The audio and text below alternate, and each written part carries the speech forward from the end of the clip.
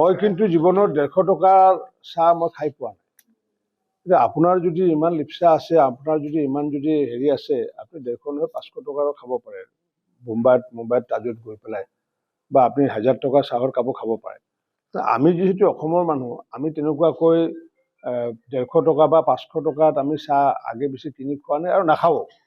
কাৰণ এয়াৰপৰ্টৰ ভিতৰত মই কিয় চাহকাপ খাম? মই এয়াৰপৰ্টটো পোৱাৰ আগে আগে আমাৰ যি সৰু সৰু যি ঠেলা লৈ পেলাই বিক্ৰী কৰে, যিবোৰ আমাৰ চাকা থকা যি ৰিক্সা টাইপৰ আছে, আমিতো তাতেই খাওঁ।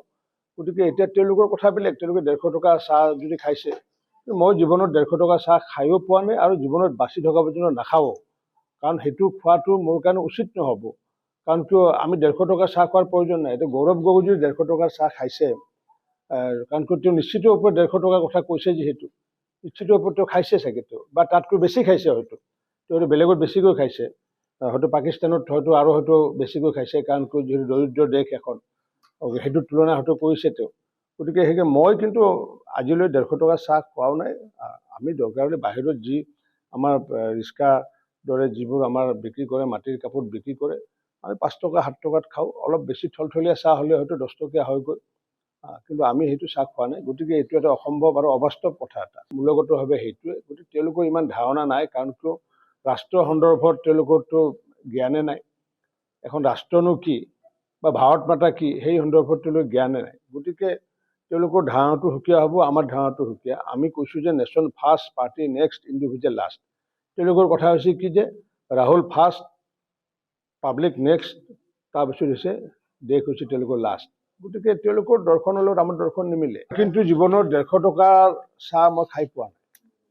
এতিয়া আপোনাৰ যদি ইমান লিপচা আছে, আপোনাৰ যদি ইমান যদি হেৰি আছে, আপুনি 150 নহয় 500 টকাৰো খাব পাৰে। মুম্বাইত তাজত গৈ পেলাই বা আপুনি 1000 টকাৰ চাহৰ কাপো খাব পাৰে।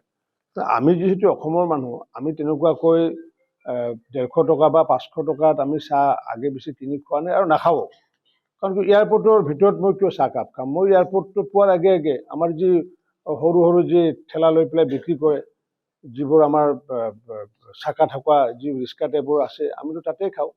গতিকে এতিয়া তেওঁলোকৰ কথা বেলেগ, তেওঁলোকে 150 টকা চাহ যদি খাইছে, মই জীৱনত 150 টকা চাহ খায়ো পোৱা নাই আৰু জীৱনত বাচি থকা পৰ্যন্ত নাখাওঁ। কাৰণ সেইটো খোৱাটো মোৰ কাৰণে উচিত নহ'ব।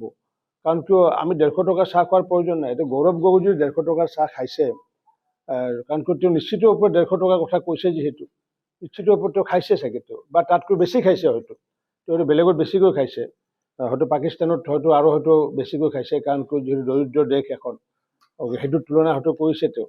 গতিকে সেইকাৰণে মই কিন্তু আজিলৈ 150 টকাৰ চাহ খোৱাও নাই।